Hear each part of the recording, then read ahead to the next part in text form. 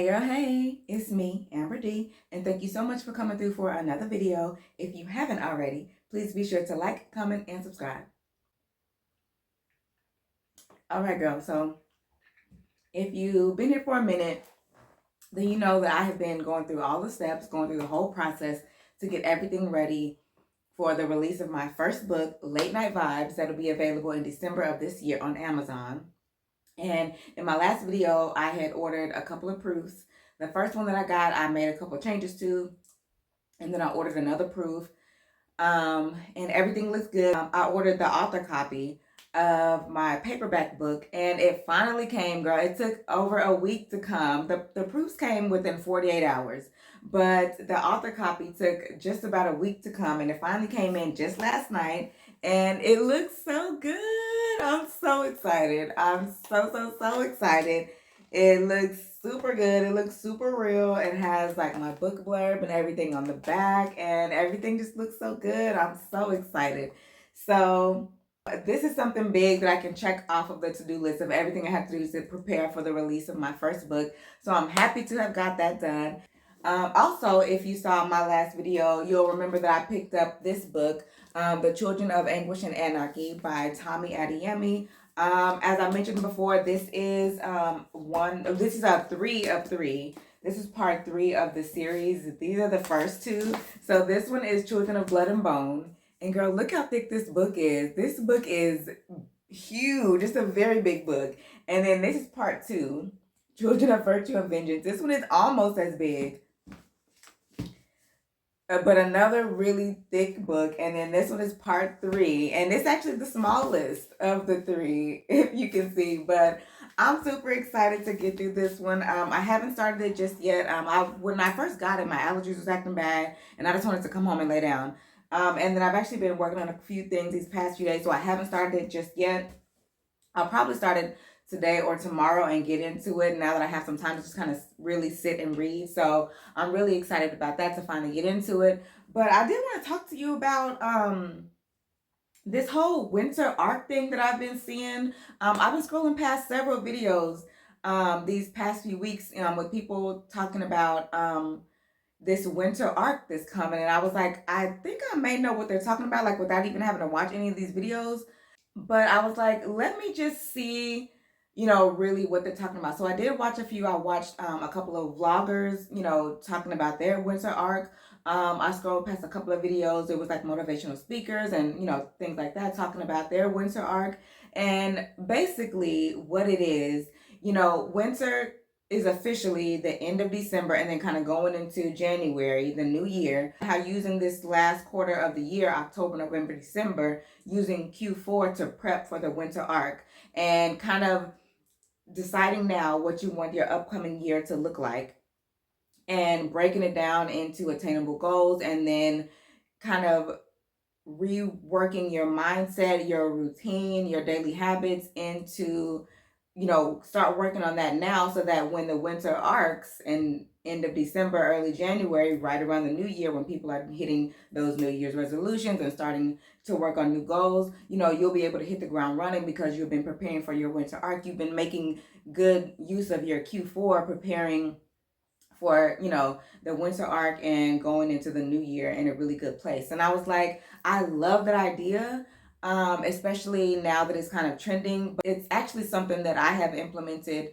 for the past several years. The Q4 is my birthday. My birthday's in November. So right around October, I start kind of deciding what I want my goals for my birthday to be, what I want the goals for the new year to be. And I kind of, I start changing my daily habits, my daily routines, to get myself in a position to be able to achieve those goals.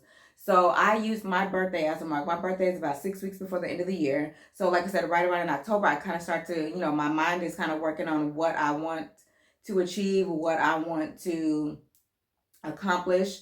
And then by my birthday, I start to put those new practices into play. So right around that 6-week mark, I'm the first couple weeks, I will, maybe start my new routine. And then after a week or so, I'll just kind of take a step back and see what's working, what's not working, what do I want to tweak and change, so that by the end of the year, end of December, right when winter is hitting, going into the new year, I'm able to kind of, have worked out all the kinks and all the bugs in my new routines. And I'm able to go, like I said, hit the ground running for January. So, when you kind of look at it as a whole year and what you want to achieve by December of next year, you break that down into smaller goals. What do I need to do monthly, weekly to be able to achieve those goals by the end of the year? And what does my daily, what do my daily habits, what do my daily routines need to look like in order to get there as well? So I kind of like the whole trending idea of, the winter arc, and everybody kind of, well, not everybody, but a lot of people are kind of, taking it more seriously, and they're kind of implementing those things as well, because I've seen it work wonders for me, and I've been able to achieve a lot of goals just kind of preparing ahead and getting started. And then that way, when the new year comes, you're already ready to go, and you're not just barely trying to figure out what you need to do.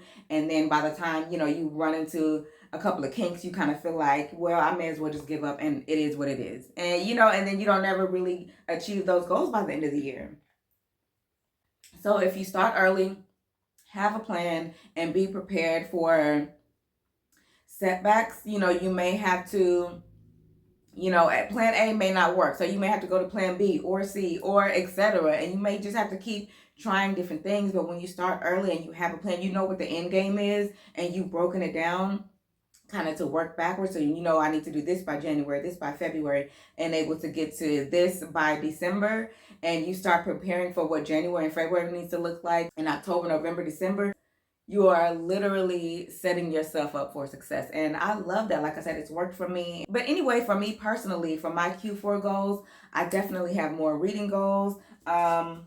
Obviously, I'm going to be starting Q4. This is going to be the first new book that I'm reading in Q4, The Children of Anguish and Anarchy. And then I have a couple other books on the list that I haven't gotten yet that I want to start, a couple of other rereads that I want to get into. So I have lots of reading goals for Q4. And then as far as my writing goals for Q4, obviously, I want to release my first book in December, which will be right at the end of Q4. But, I'm already working on book number 2. And for my birthday, I'm actually going to be taking some time to where I can kind of create a little writing retreat for myself. And I want to be able to finish book 2 during that writing retreat, which will be happening just before my birthday. And I want to be able to finish book 2 by my birthday or just before. That is my writing goals for Q4, is to finish my second book. And then I'll spend the rest of Q4 going through the whole editing process for book number 2. So I'm definitely excited. I feel like I have some really fun and exciting goals for both reading and writing in Q4. And I'm excited to kind of go into the whole winter arc season for yet another time, and to come out successful yet again. I mean, at the end of every year, I'm not going to sit here and say I've reached every single goal that I've set for myself every single time. But I've reached more goals than I did before I started kind of prepping ahead of time. I've definitely reached more goals, going into the process this way. So I definitely consider it a success, definitely something I continue to do. And I wish you all the success in your winter arc as you make the most of your Q4 and head into next year. But yeah, girl, that is it for me. Thank you so much for watching this video all the way through. If you haven't already, please be sure to like, comment, and subscribe. And I will see you in the next one.